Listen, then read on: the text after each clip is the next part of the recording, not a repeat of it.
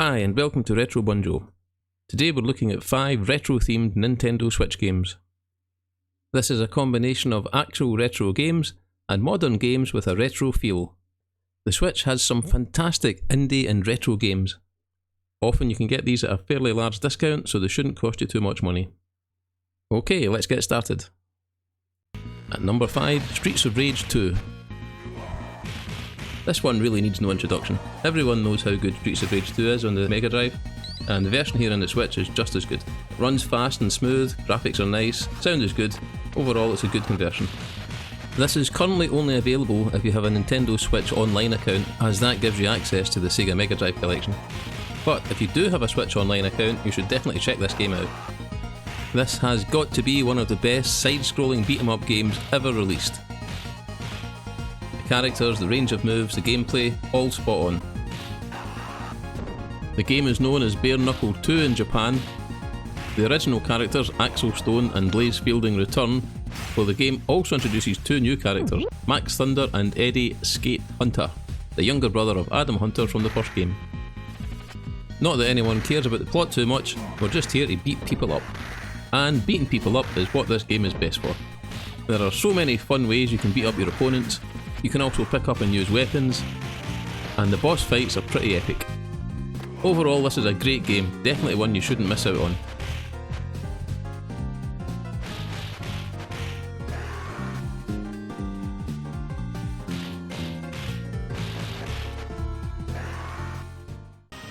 At number 4, it's F-Zero 99. This is an update to the original F-Zero on the Super Nintendo, and this one includes some Battle Royale elements. F-Zero is such a classic game, probably one of the best racing games on the SNES, and one that introduced most people to Mode 7. F-Zero 99 includes all the good stuff from the original F-Zero, and adds in a lot of new extra features. This one also requires a Nintendo Switch Online subscription, however, if you do have that, this game is free.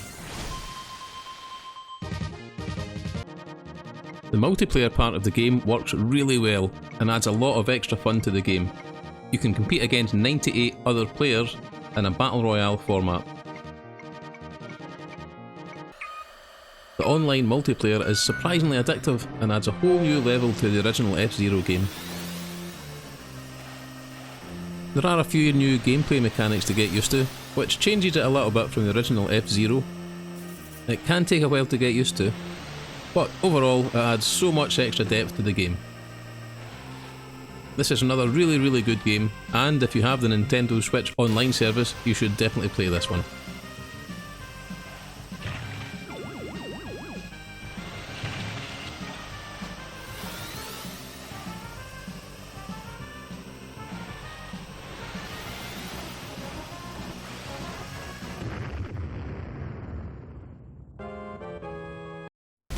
At number 3, Rigid Force Redux.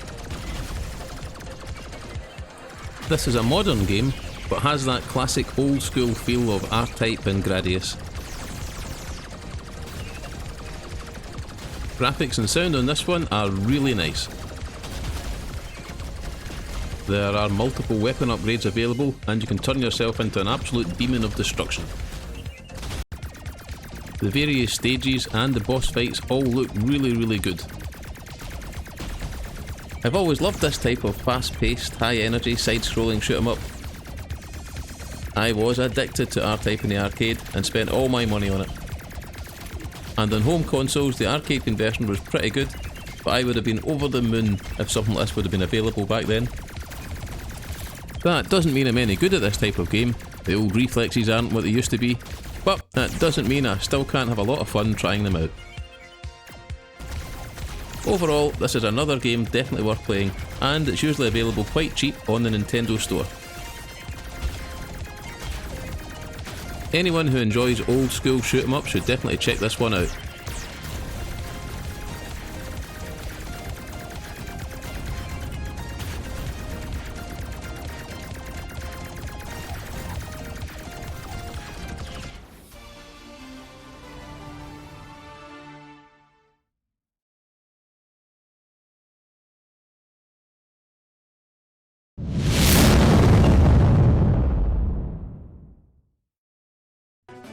At number 2, it's Goblin Sword. And that's Goblin Sword as in the sword belonging to a goblin, and not gobbling as in to eat. I don't think anyone's eating the sword. Well, I hope no one's eating the sword. We'll see. Basically, you explore each level looking for treasure, killing monsters, and finding all the secret little areas. This one is loads of fun, and really brings back memories of all those old 80s and 90s platformers. The graphics are very cute and charming in a way. And sound and music are really nice too. Everything about this game is really well done. The story, the gameplay, the controls, everything comes together really nicely. You can usually pick this up pretty cheap in the Nintendo store. Sits at around $1.99, that's pounds or dollars, and it's worth much more than that. If you enjoy old style platformers, you are guaranteed to love this game. It's fantastic. Everything about it is quality. As you explore around the game, you can discover or purchase weapon and item upgrades. There's also additional bonuses for getting a 100% clear on any level. To sum up, this game is super cute and lots of fun. I've absolutely enjoyed playing it so far and would highly recommend it to anyone. Considering the price, this is a must-have. Go and buy it now. And just to prove a point, let's leave it running for a little bit, so sit back and enjoy this wonderful platforming goodness.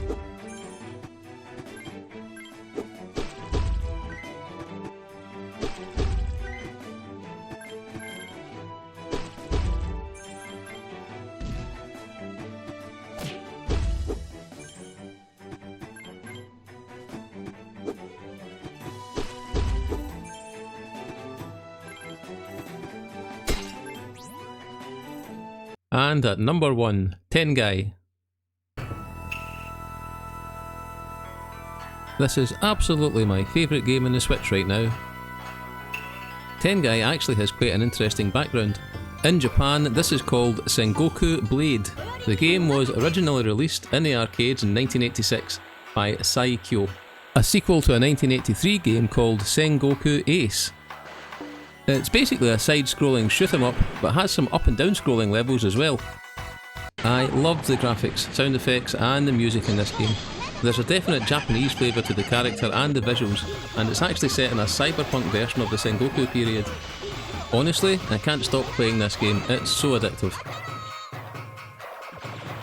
The main characters in this game are Tengai, who was also in the previous game, Miko or Koyori, who is a Shinto shrine maiden, Junis Hayate, a ninja girl, Sho Shoma, a swordsman ninja, Katana Hagane, a samurai robot, and Flush, a one-eyed archer samurai. And my accent probably isn't the best for saying Japanese names. Seriously though, this is a wonderful game. This is another one that's often on sale in the Nintendo store, so absolutely worth picking up. The gameplay is tight, and although it's difficult, it always feels fair. I have no hesitation making this number 1 in my list. It's just something about the atmosphere and the look and the feel of the game that make it so attractive to me. And it's absolutely not my favourite game just because of the cute waikus. That is completely a rumour, don't believe a word. And just to point out as well, some of the bosses in this game are really interesting. Huge giant mechanical cyberpunk things. The graphics overall are really impressive. This type of game works really well on the Switch, especially as a handheld. So, if you haven't already played this game, go out and get it. You'll probably find it for sale at a reasonably cheap price. You definitely won't regret it. Well, that's the list. I could easily have done a top 10, but I wanted to keep it quite short and just stick to the ones I like most. Let me know what you think. What's your favourite games on the Switch? And do you have any favourite retro games that you'd like to see featured in future? Thanks for watching, bye bye.